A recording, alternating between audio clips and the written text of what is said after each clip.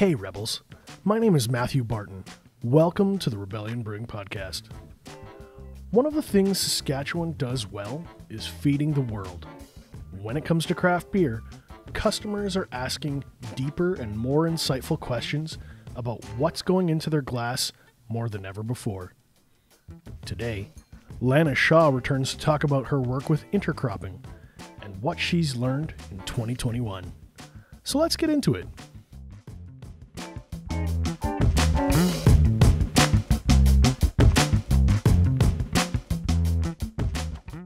Lana, welcome to the show. Thank you for having me back, Matt. Last time you were on the pod, which was like 130 episodes ago, we were talking about intercropping, the technique of planting different crops side by side. Can we quickly refresh listeners about what your work is? So, among other things, some of the trials we've been doing for about 10 years is looking at growing multiple grain crops together, usually 2 grain crops together in a given area, with the intention of separating the grain after harvest. So we're kind of forcing a marriage of 2 crops and hoping that there's enough synergies, or trying to design it so that there's sufficient synergies to make it worthwhile doing. And this has been bearing fruit relatively well. There's some of them work out and some of them don't, but there's enough ones that are promising that it's encouraging actual commercial acres of a number of different crop combinations or crop marriages. And we're getting into more rigorous science on what that looks like and how these things are creating synergies. How long has this work been going on? Since 2012, but the intercropping work, there was some of it going on in the province in, I would say, the late 80s and early 90s. There was pea canola was a thing for a few years or a hot minute back around then, because the peas like to fall over, and you could grow it with a mustard and canola. It would help the peas not to fall over. We've improved the peas so that they're much less prone to falling over now, but we're still revisiting that pea canola thing to see what synergies there still are, and there are some. Growing more than 1 grain crop together across the globe and over time is more common than monocultures. If you go to a lot of parts of the world right now, intercropping is very common, but a lot of that is harvested manually. It's harvested. So a lot of the world's crops are harvested by people's hands, and then they have some sort of threshing machine or mechanism where they're threshing the seed. So there's a lot of data from countries where intercropping is done and harvested manually. There's relatively little where it's what we call broadacre, where it's seeded on massive scale, harvested on massive scale, and then mechanically separated at scale. That is relatively new. So in terms of agriculture in the northern prairies, the Three Sisters system that the Indigenous people had predates agriculture, our normal sort of agriculture that we think of, by a great deal of time. So intercropping is not new on the prairies or in the world. It's just that we're doing a new take of mechanization of intercropping here. I'm personally aware of what Three Sisters is, but I don't want to assume knowledge for my listeners. Can we touch upon Three Sisters and that Indigenous knowledge piece? Yes. So it was mainly done, I think, in some of the river valleys. They would grow corn, beans, and squash together in some formation, and they weren't always seeded I think they weren't typically seeded at the same time. I think they would seed the corn maybe first and then the other ones a little bit later, and there was a particular pattern that would be worked out for a particular region, and that was done as Indigenous agriculture pre-settlement.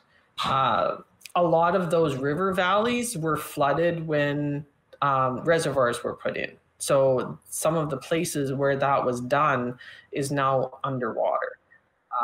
So in the Red River Valley, there was agriculture mainly south of the border that did include some of these intercrops. There's something called milpa in South America and Central America. It's an indigenous intercropping system that's usually corn and beans, and maybe some other species mixed in there, but mainly a corn and bean one. In Africa, corn and beans, or some kind of legume with corn, is a very common system that's ecologically very sustainable and also very productive. So they need to produce food reliably, and it's a system that has been able to do that for generations and generations. Given that we're a beer podcast, what is the impact of intercropping on, say, beer's inputs like barley or hops or something like that? Barley is not really high on the list of crops that I'm pairing with other ones because it's got sort of an intermediate seed size. Most of the ones we're combining have a very large seed with a very small seed. So usually like a pea with a canola. So sometimes people are doing some peas with a barley or something, but it might be difficult to separate. So applicability directly for barley isn't great because you don't want little bits of peas mixed in with your malt barley. So it's a technique that people can use if they have barley and then the next year they grow an intercrop of something. It's something that they can build into their crop sequence or crop rotation. So when we talk about crop rotations, it means that there's usually a sequence of crops where maybe there's 4 different crops or combinations of crops that they'll grow, and each 4 years it repeats that cycle, or each 6 years it repeats that cycle. So it fits nicely in rotation with barley, but it's not a big one for as the barley production system in particular. For lentils, yes, and I know you guys use lentils in your barley, so it can be used for lentils. With the hops, there might be some ways of growing something in between those rows of hops, because I know they're grown on big scaffolds sort of things, so there might be things that they could grow in between, but that's not something I've tried out yet.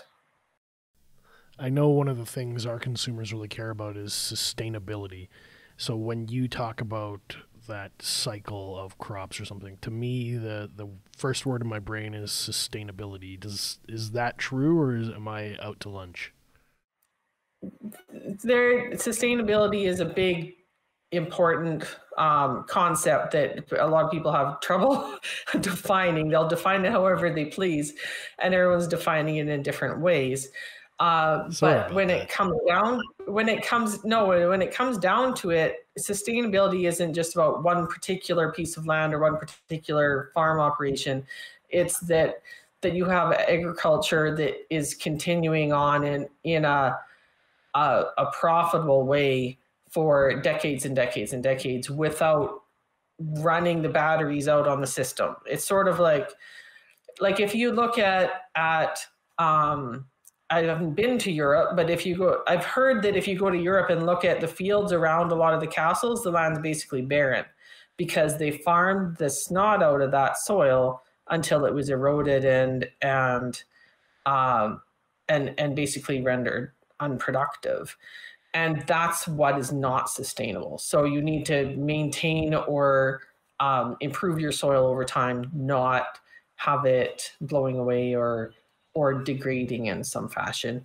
And then the other piece is the biological diversity. So there's good reason to think that some of these things like intercropping, the grain intercropping I'm talking about, or the cover crops, or intentionally infusing your system with bonus diversity is a good thing for the insects and the birds and the some of the biology that goes on out in our agricultural landscape that we don't really that doesn't directly put money in the farmers' pockets, but is still part of the ecosystem of, and it's functioning in some way. It might be functioning.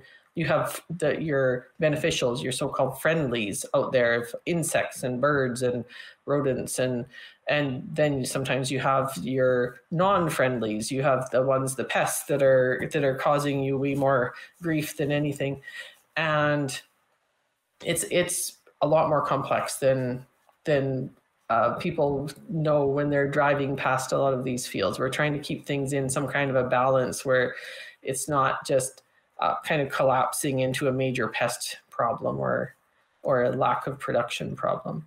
So that's kind of the picture of sustainability I have. I follow you on Twitter. I see what you're posting and you're talking about your trials. What insights did you glean from the 2021 harvest that you find interesting? Continuing to talk a little about intercropping. Our intercropping was pretty successful for this year.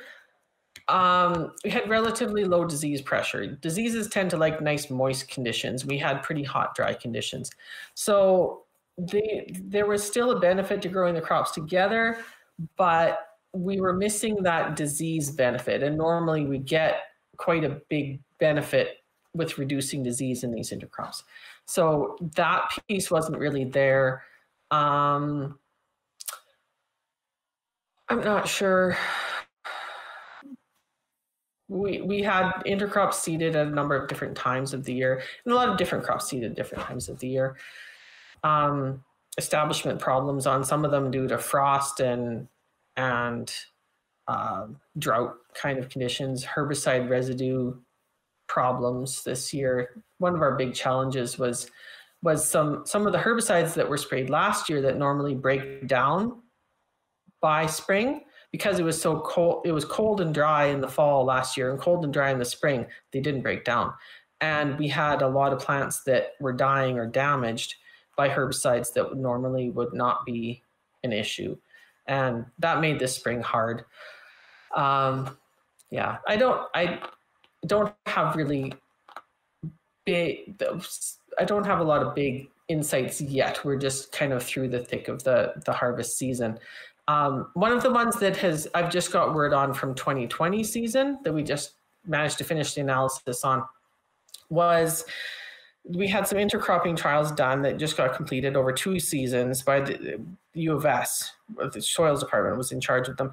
And there was 20% of the nitrogen requirement of our non-nitrogen fixing crops were being supplied by their partner, their legume partner. So if we had a chickpea flax, the flax isn't able to derive nitrogen or catch nitrogen from the atmosphere. Chickpeas are. So chickpeas were sharing nitrogen with the flax. It was 20% of their requirement. So it's like 20% of your lunch is coming from your buddy. That's something. It's not everything, but it's something. So that was a new and really nice outcome that wasn't completely unexpected, but it's always really nice when research works out the way you're hoping it will. And there was a really nice trial where the lab analysis all held up to show that there was benefits that were measurable, and that's going to help to get research funding allocated to delve into this more. As long as we're showing that we can quantify actual benefits and have some idea of why it's happening, then we can keep building on it. Because it's not a fast thing for changing a whole agricultural system that's based on growing one kind of plant per field in a given year to where we're doing more than one plant intentionally. Those timescales are bigger than most people's attention span. When you say it took us a year to do the analysis, in between the next year's research planning and work, what you just said to me was we had an idea of what would happen. We ran our tests to see if the idea was accurate, and the tests and the analysis seem to show that our ideas were relatively correct. Well, that project started in 2019, but the initial project idea proposal started in 2018. So it takes that, and that was almost as quick and dirty a little scientific project as you can manage. So 2018, 2019, 2020, 2021, it was basically 4 years to be able to answer, to as quickly as we can answer some questions. That's just the nature of the thing. So it takes patience.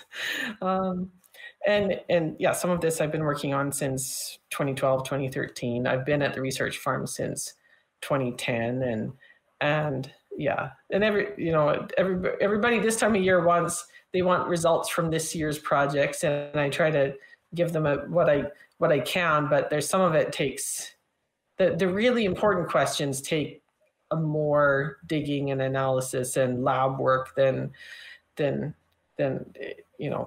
carries on through the winter. So I think the sense I want people to come away from when they listen to what you're trying to explain is awe, that this takes time, it takes patience. There's lots of variables in the background. When we were talking with Dr. Aaron Beatty about barley, he was saying it can take almost a decade for a new strain of barley to come out to market, let alone be widespread commercial use. So to see when your team is grappling with a 4-year cycle, that inspires awe to me. That's passion, that's dedication. It's kind of light speed for trying to advance something, and some of that work had started in like 2013, 2014. One of the problems that we have is a lot of the time the funding cycles are kind of short. So they expect you to answer questions within 2 or 3 years, and you're just trying to still figure out what questions should we even be addressing. So I'm sure it's frustrating to people that they say, well, why don't you know this yet? But how do you even know which questions to ask or how to set up an experiment appropriately when you're not even sure where to start?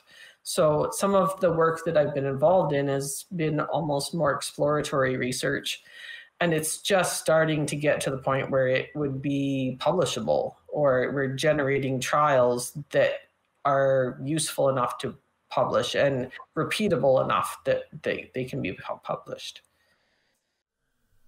What does that mean for farmers, for our economy? Why should people care?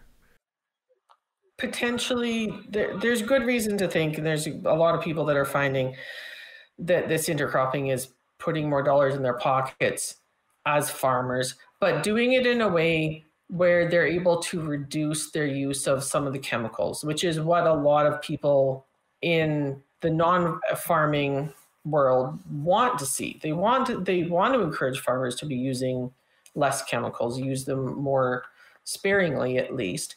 And so it doesn't align very often where the public perception or public pressure is going in the same way as profitability for farmers. It doesn't happen very often.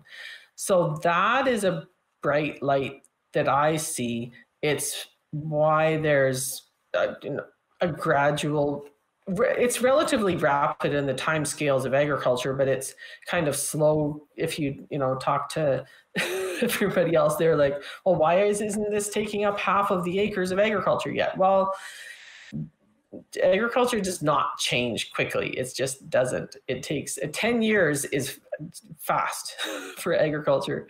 So all these things take time to work out the bugs.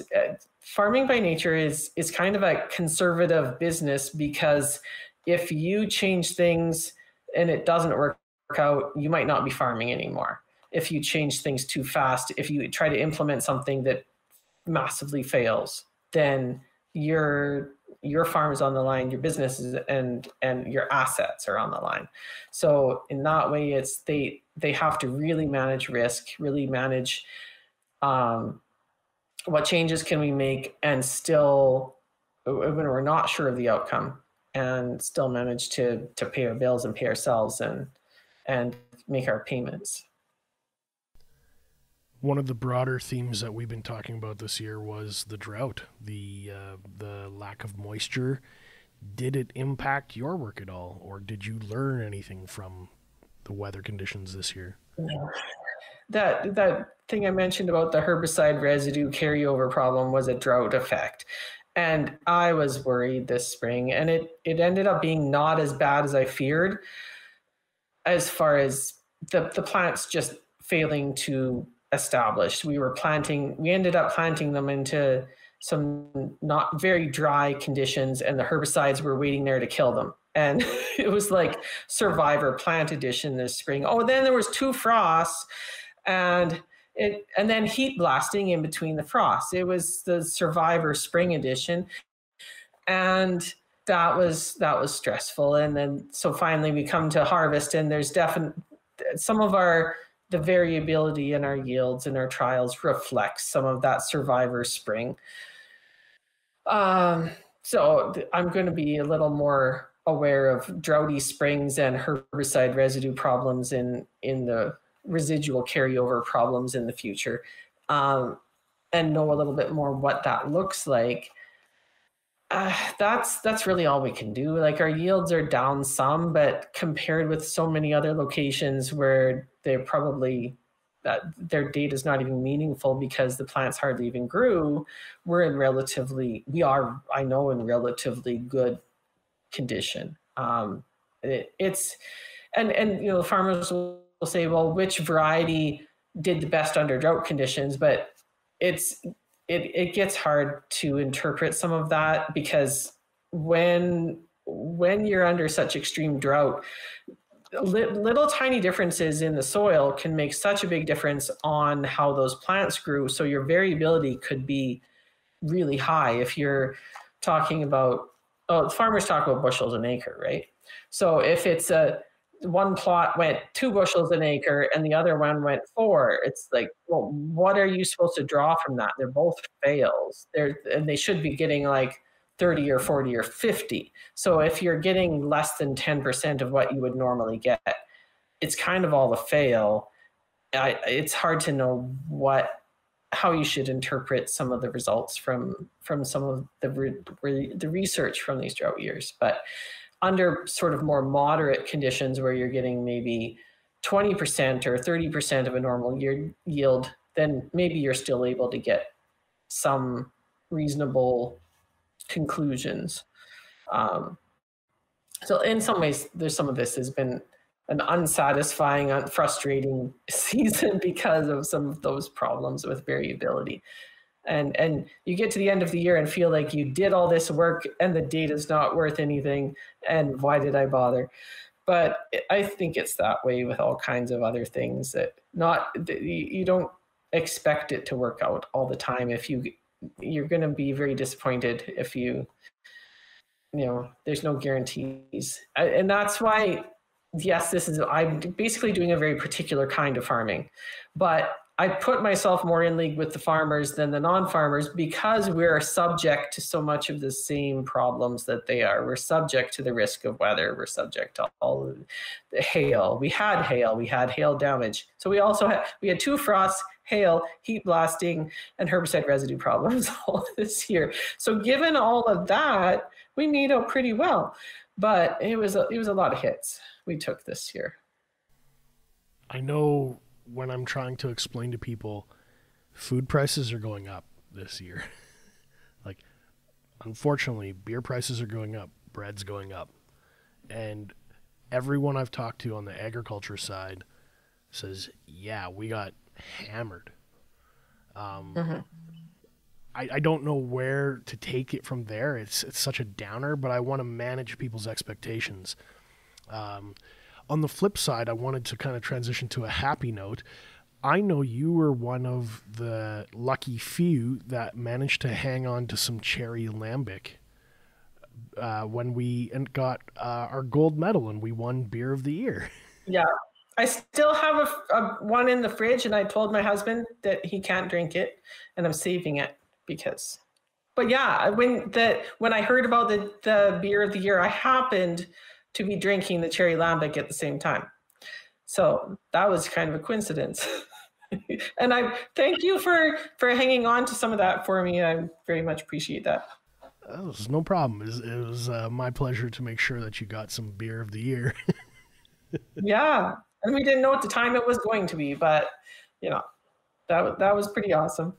We've been chasing medals and nipping at the heels of medals with that beer. We know it's good. We know Saskatchewan just has to like discover it, and hopefully this kind of opens people's eyes that yeah, Saskatchewan breweries, not just Rebellion, but all the breweries, a lot of us are turning out medal winning beers, and it's something really special. And we get to showcase farmers. We get to showcase your guys' work and say, look what we made with the awesome stuff you did.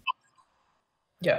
And you know, I'm a bit of a Rebellion and craft brewing super fan. So, you know, I'm helping to spread the word, and it makes it hard to go to other provinces. And I'm like, well, it's good, but is it Saskatchewan craft beer good? When I'm going to Winnipeg, and I'm like, I don't know. I think I need to like go do a head-to-head with such and such IPA from at home to see if how it compares. But yeah, it's nice to be able to have some world-class beers that close, and it makes it a lot more pleasant to be where we are, I think. One of the guys I recently got to talk to from Stone Angel, based out of Winnipeg, great guy. He came in the tap room. We had a really great conversation. Their beer is great. Next time you go to Winnipeg, check out Stone Angel. High recommend. We had a bit of a tasting at the tap room with some of their beers. Good stuff. I mean, if you're saying I want to compare Saskatchewan to some good beer. Yeah, and I did bring home a few, quite a few cans, but given that, you know, if I'm drinking an 8% IPA or something, that I'm not going to have very many of those in a sitting, it's hard to go do a head-to-head by myself. And this needs to become a social occasion with, I know for one of my dungeons, I'm a big nerd, and I host Dungeons & Dragons, and last week we had a little session tasting where I had 4 sets of glasses out for everybody, and we each got to do a side-by-side of 3 or 4 beers, and then they were like, oh, I see what you mean now. Oh, this makes more sense. Matt's always ranting about beer, and oh, this is what he's talking about. Yeah. Yeah, it's sort of like spreading the good news of craft beer is something I'm known for doing. So we have been serving craft beer for the last, 2020, we didn't have any farmer events out in the field, but in 2019 and 2021 we did.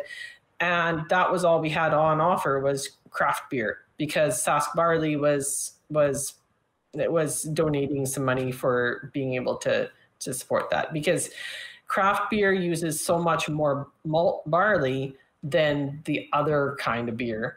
And so if the farmers who are growing malt barley want their malt barley to be worth a good amount, then they should be not only drinking craft beer, but encouraging other people to. And that was a bit of a revelation for a lot of the barley farmers around here that are drinking their Bud Light and their whatever stuff like that. So I like the look in your face. Stuff. Stuff. I'm trying to not call it worse names than that, so we'll just call it stuff. Yellow fizzy water. Calling it beer is generous. That's really good. In terms of what's coming up next for you, we're going to keep trying to make some really great kick-ass beer. What are you going to be doing next year?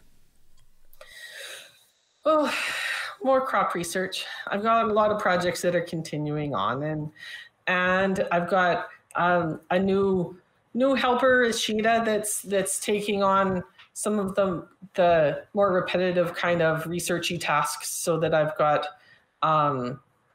more time freed up for some of the more complicated intercropping kind of work, and she's doing more of the variety trials, like the barley regional variety trials, which we run, and some of the barley agronomy basic ones that we run. So yeah, just I'll be doing crop research, and hopefully I can get away from the farm and the redvers a little bit this winter, because usually I'm tied right down here pretty good through all the summer. It's a busy program. I know things are bad for the pandemic this week right now, but hopefully I don't want to jinx it, knock on wood, by spring I think we'll basically be at the end. I think everybody who's going to get vaccinated will be. People who aren't vaccinated will have caught COVID and moved on from it, and maybe we can just get back to some more normal living. And I think the kids soon will be vaccinated they're coming out with the kids vaccine. So everyone who's willing to have their kids vaccinated will have done so by February probably. So yeah. Hopefully by spring things are better. We've been getting asked a lot by customers if our staff are vaccinated. So we went to all our staff just to confirm, just to say, hey, can we say to everybody we're all vaccinated? And we are, because we just want this to be over. Yeah. We just want to serve beer. We all were here at Research Farm. We have quite a few seasonal people and our base people, and we were all double vaccinated, and we all got it done basically as soon as we could manage it. And it was quite a relief that way. But, it becomes a question of, if I put on winter events, do I need to vax screen everybody or not? And how contentious is that going to be? And I don't even know. Like winter meetings, it's almost like scary to think about how much controversy I'm going to kick up, or do I just wait till February when everything calms down and the dust is all settled, and maybe by then it'll be more calm. Emotions are hot right now, but I think when we're sending people out of province, I mean, it's hard to argue with get your vaccination. Yeah.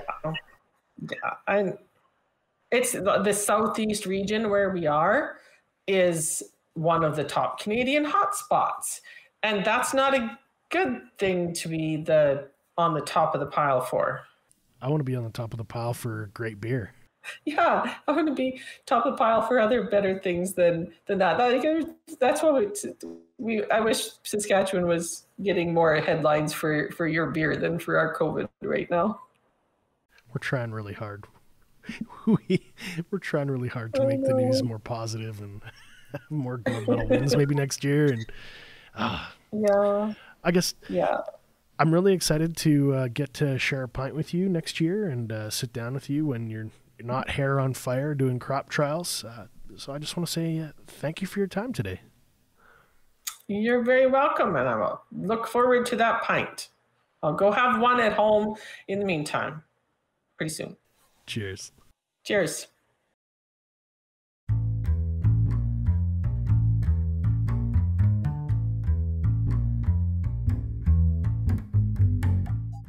Rebels, thanks for listening today. If you have any questions or comments about this episode, be sure to join us on our brand new Facebook group page, The Rebellion Brewing Podcast. I'm going to include links to all things about Lana's research in the show notes so you can find her work online. I'm also proud to let you know that we're members of the Saskatchewan Podcast Network. It's a one-stop shop for tons of locally produced shows from across our province.